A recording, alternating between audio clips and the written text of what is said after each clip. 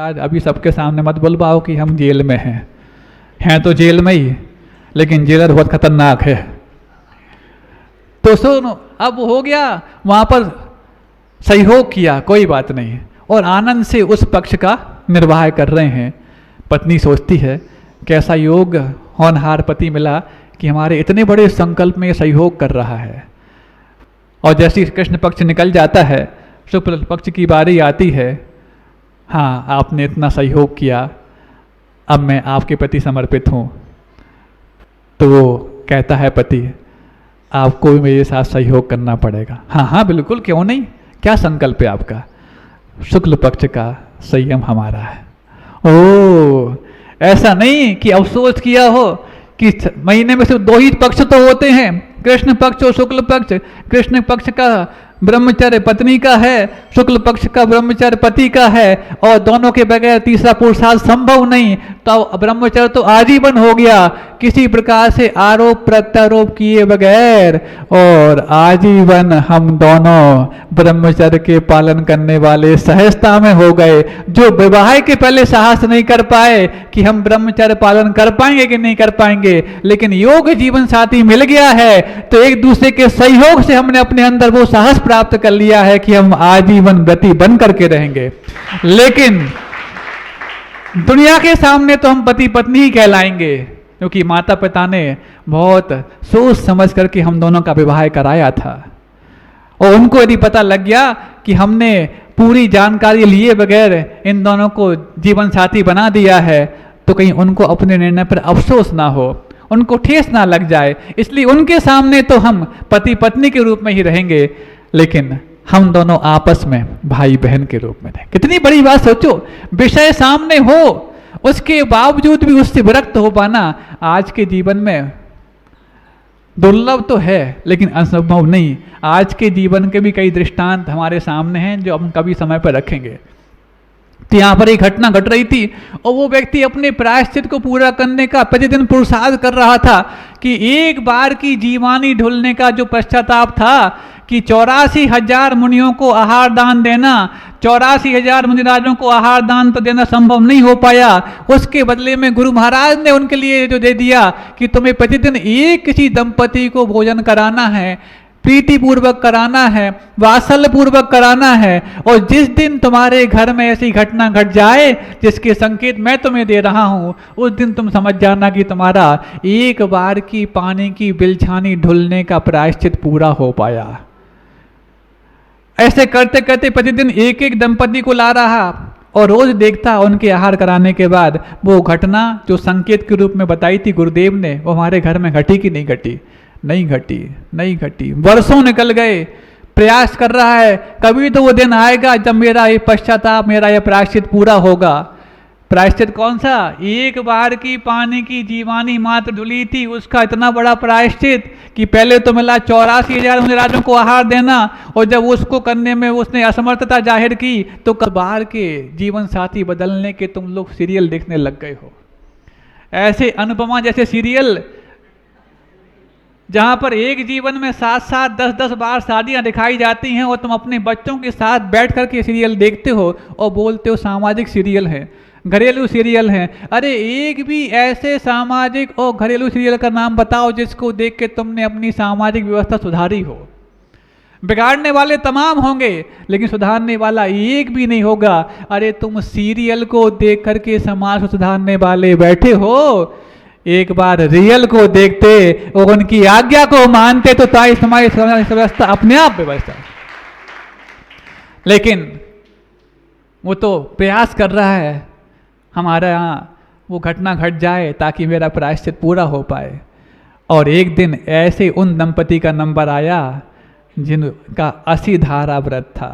80 धारा समझते हो? 80 मतलब तलवार, तलवार की धार पर चलने के समान जिस व्रत का पालन किया जाए, वो भी गृहस्थ जीवन में जीवन साथी होने के बाद, ऐसा व्रत का पालन करने वाले वो दंपति जब उनके लिए बुलाया गया कि आप भाएं, आप तो कम से कम आए, और करते करते वो किसी को नहीं मालूम कि इनका ये व्रत है। वो तो उन दोनों को मालूम है कि हम दोनों इस प्रकार से जीवन जी रहे हैं। दुनिया तो यही जानती है कि दोनों पति पत्नी के रूप में है, और बस करते करते धीरे धीरे धीरे करते जब इनका नंबर आया और इनको भोजन कराया, बस उस दिन वो संकेत मिल गया जिस संकेत को गुरुदेव ने दिया था प्रायश्चित पूरा होने के रूप में। क्या हुआ, जैसे ही भोजन कराया, रसोई घर का जो चंदोबा जो ईंधन के धुएं के माध्यम से काला रहता था, आज उनके आहार होते ही स्वच्छ और धवल हो गया। और वो उसने समझ गया कि हाँ, आज मेरा ये व्रत पूरा हो गया, आज मेरा ये प्रायश्चित पूरा हो गया, जब 80 धारा व्रत को पालन करने वाले दंपति के लिए हमने प्रेम पूर्वक भोजन करा दिया। वो व्यक्ति जिसको प्रायश्चित पालन करना था, उन दोनों दंपति के चरणों में गिर पड़ता है, धन्य है, धन्य है, आज मात्र आपने मेरे प्रायश्चित से मुक्त नहीं किया, बल्कि गृहस्थ जीवन के इतने बड़े आदर्श को आप जी रहे हैं, आपके दर्शन करके भी हम धन्य हैं। वो कहता है ऐसी क्या बात हो गई? नहीं नहीं, आप कुछ भी कहें, ये चंदोबा सफ़ेद होना बता रहा है कि गुरुदेव के वचन आज सार्थक हो गए हैं, और ये चंदोबा सफ़ेद हो रहा बता रहा है कि आप दोनों 80 धारा व्रत को पालन करने वाले पति पत्नी हैं। तुम्हें कैसे मालूम? तब उसने घटना बताई कि ऐसा ऐसा सब कुछ हुआ था, और इन दोनों ने संकल्प कर रखा था जब तक हमारा ये भेद नहीं खुलेगा कि हम पति पत्नी के रूप में हैं कि भाई बहन के रूप में रह रहे हैं, तब तक तो हम साथ में रहेंगे। और जिस दिन ये भेद खुल जाएगा कि ये तो इतने बड़े व्रत का पालन कर रहे हैं, दुनिया के सामने पति पत्नी के रूप में नजर आते हैं, लेकिन अंदर से भाई बहन के रूप में सहयोग कर रहे हैं, क्योंकि जैसे ये भेद पता लग जाएगा, परिवार के लोगों के लिए अंदर से पश्चाताप ना हो जाए कि हमने पूरा पता लगाए बगैर इन दोनों को गृहस्थ जीवन में बांध दिया, तो उनको अफसोस होगा। इसलिए उनको अफसोस ना होने दे, उसी दिन हम अपना गृह त्याग कर देंगे।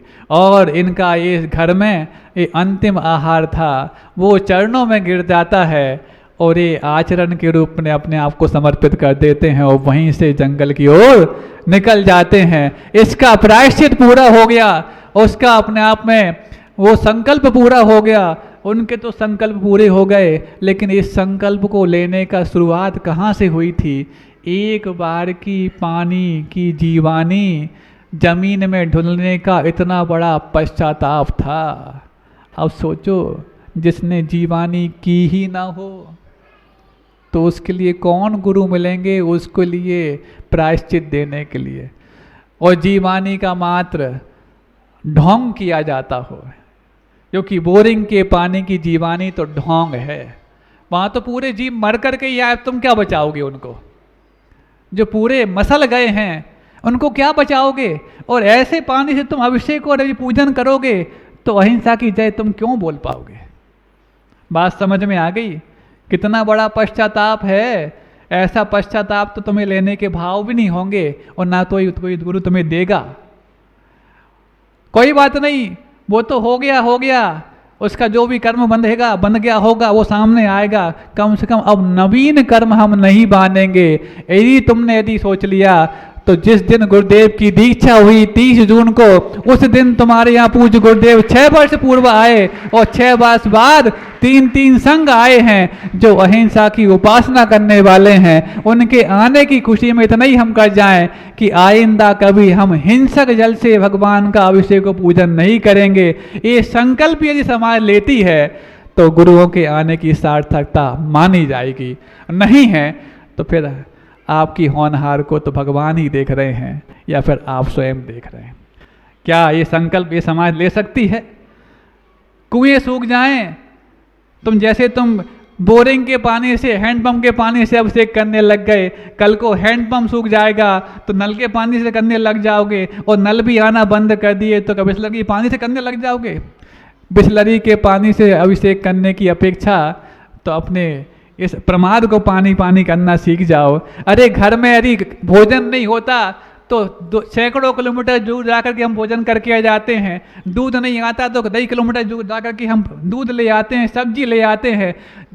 हर वस्तु तो हम किलोमीटरों दूर जाकर ले करके आते हैं। और यदि पानी की बात आए तो हम अपनी पूरी अहिंसा पे पानी फेर देते हैं। कोई बात नहीं, मंदिर का कुआं सूख गया है इसलिए हम कहीं से भी पानी ले आओ और अभिषेक कर डालो। भगवान कुछ बोलते हैं, जो बोलता नहीं वो ही सबसे ज़्यादा खतरनाक होता है। सुन रहे हो? आप लोग बुंदेलखंडी बोलते हैं चुप्पा बदमाश। सबसे बड़ी चुप्पा बदमाश भगवान है, जो बोलते कुछ नहीं है लेकिन तुम उनके प्रति लापरवाही कर गए तो ये छुप करके किया हुआ कर्म जब छप करके सामने आएगा तो छप्पर फाड़ के भी कोई बचाने आए तो बचा नहीं पाएगा। इसीलिए ये बात बुरी लग रही होगी, कड़वी लग रही हो, किसी एक व्यक्ति की जिम्मेवारी नहीं थी, ये पूरे समाज की जिम्मेवारी थी।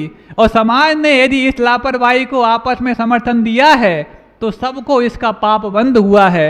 आगे ना हो इतना भी तुम यदि समझ गए तब जाके समझना कि आगे पूज्य गुरुदेव के आशीर्वाद से उनके संग का सानिध्य गौड़ा वालों को मिल पाएगा। नहीं है तो तुम्हारे ये रियल और तुम्हारे ये नारियल जैसे ऊपर से कठोर हैं वैसे तुम्हारे दिल भी भीतर से कठोर हो गए, ऐसे हम मानना पड़ेगा। लेकिन भीतर से तो कोमल बने रहें, बाहर से भले कठोर रहे हों, ऐसी हम उम्मीद करते हैं आपके जीवन में ऐसी ही खुशहाली का वातावरण निर्मित हो। और नहीं है तो जतारा वालों से पूछ लेना कि इस पंचकल्याणक प्रतिष्ठा महोत्सव में जो उन्होंने अपने होनहार भगवान को आज सबकी होनहार सुधारने लायक भगवान बना दिया, ऐसे शांतिनाथ भगवान की जो प्रतिष्ठा कराई है, कैसे एक से एक अजूबे डेली सामने आ रहे हैं। 3-4 अजूबे हमने कल बताए थे और बता दें आपके लिए, अब उसका नाम नहीं बताएंगे। आज एक नया अजूबा जो आप लोग को नहीं मालूम होगा, जतारा वालों को भी नहीं मालूम होगा, एक ऐसा पात्र, नाम अभी मैंने बताया ही नहीं है, उसके लिए हम तैयार कर रहे थे। भाई कुछ करो, तुम भी सहभागी बनो, पूरा समाज बन रहा है। महाराज घर में कुछ दिक्कत जा रही है, स्वास्थ्य संबंधी दिक्कत जा रही है, क्या दिक्कत जा रही है, ऐसी बात है। सुन कर के हम भी रहे, जब इतनी खतरे वाली बात है तो ऐसे में कहाँ ये धर्म ध्यान कर पाएगा। महाराज परिवार पूरे उसी चीज़ में उलझा हुआ है, ना मन धर्म ध्यान में लग पा रहा, ना मन उनके सेवा शुश्रूषा में लग पा रहा।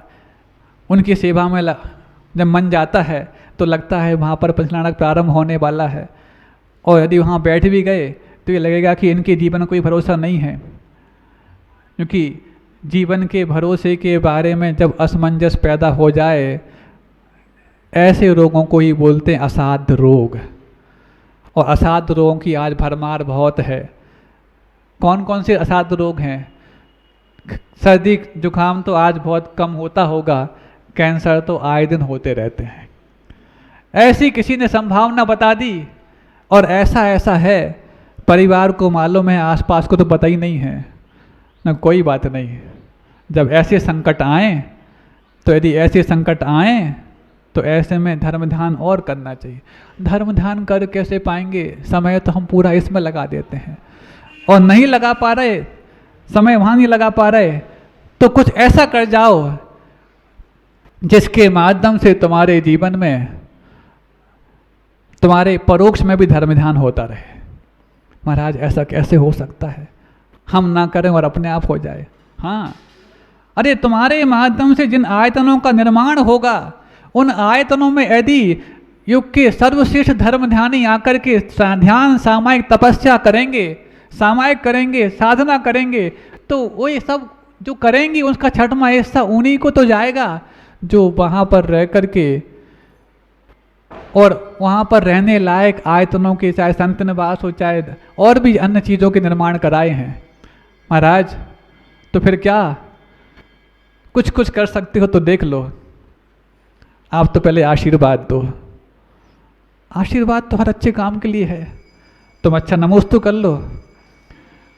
आप लोग हो ही ऐसे, हम उसकी बात नहीं करें, किसी ऐसी बात। महाराज आशीर्वाद दे दो, महाराज आशीर्वाद दे दो। हम कभी नहीं कहते तुम ऐसा नमोस्तु कर लो। तुम लोग आगे सीधा हमेशा ही बोलते हो आशीर्वाद दे दो, आशीर्वाद दे दो। एक आध बार तो कहो महाराज हम नमोस्तु कर रहे हैं। हर बार यही कहते हो आशीर्वाद दे दो, चातुर्मास के लिए दे दो, ये दे दो, वो दे दो, स्वास्थ्य के लिए दे दो। एक बार ये कहा करो, महाराज हम स्वास्थ्य के लिए नमोस्तु कर रहे हैं। अरे देने के मामले में स्वाधीन बनो, पाने के मामले में पराधीन क्यों बनते हो? हर चीज में पराधीन हो, कम से कम गुरुओं के सामने तो स्वाधीन होने की होड़ में आओ। महाराज हम नमोस्तु करते हैं कि हमें चातुर्मास मिल जाए। ये मत मांगना महाराज आशीर्वाद दो चातुर्मास मिल जाए, महाराज आशीर्वाद दो तो 5 दिन मिल जाएं। अरे तमंचा मांगने वाले, जब यहाँ तोप मांगी जाती तब तमंचा मिलता है, और तुम तमंचा मांगने लग गए। तुम्हारी मांग ही इतनी छोटी है कि तुम नहीं पाए कोई दुनिया में। तो बस कहा ऐसा ऐसा कर लो। महाराज अब देख लो फिर क्या है। होनहार भगवान तुम्हारी होनहार सुधार ही देंगे। विश्वास है? पूरा विश्वास है। विश्वास है महाराज, पूरा विश्वास। किस पे विश्वास है? महाराज आप पे भी विश्वास है। हाँ, हम पे विश्वास करो या ना करो, लेकिन हम जिस पे विश्वास करते उस पे विश्वास कर लो। ठीक है महाराज, दिल पे पत्थर रख करके वो काम किया और पंच कल्याणक पूरा हुआ नहीं कि वो जो था रोग, वो ना ऑपरेशन कराना पड़ा, ना दवाई दारू करानी पड़ी, ना किसी प्रकार से कोई दिमाग में चीज लानी पड़ी, और बिना किसी ट्रीटमेंट के वो रोग छू मंतर हो गया। अब बताओ, प्रतिदिन नए उदाहरण बन रहे दिमाग में तो बहुत सारे। हम तो सोचे कि एक इंसाइक्लोपीडिया बन जाएगा जतारा के पंचकल्याणक को लेकर के। इतने नए नए अतिशयकारी उदाहरण सामने आ रहे हैं। कुछ नामजद आते हैं, कुछ बेनाम आते हैं, लेकिन बेनाम भले ही हों, बेकाम नहीं होते। वो तो गुरुदेव के नाम को सार्थक करने वाले ही होते हैं। अरे जिन गुरुओं ने आशीर्वाद जिस पंचकल्याणक को दिया हो कि पूज्य गुरुदेव आचार्य विद्यासागर जी महाराज के आशीर्वाद का अंतिम पंचकल्याणक और पूज्य आचार्य समय सागर जी महाराज के आशीर्वाद का प्रथम पंचकल्याणक, महाराज बार बार क्यों कहते हो? अरे दुनिया में कुछ ही नाम तो ऐसे होते हैं जो बार बार जुबान पर आए तो कर्म निद्रा के लिए कारण होते हैं, और कर्म निद्रा करना कौन नहीं चाहता? जब बार बार नमो अरिहंताड़म बोलते हैं, बार बार नमो सिद्धाड़म बोलते हैं, बार बार नमो आयरियाणम वज्रायाणम नमो लोय सब साहुड़म बोलते हैं, तो बार बार वंदे विद्यासागरम बोलना जाए तो इसमें कौन सा हर्जा है? इसमें तो हमारे कर्मों की निद्रा का फायदा ही फायदा है। इसलिए जितने किसी प्रसंग में किसी उदाहरण को लेकर जिस बार भी गुरुदेव का नाम मुख पर आ जाए, इसको सौभाग्य हम मानते हैं। आपके जीवन में भी ये सौभाग्य बने। अहिंसा परमो धर्म की।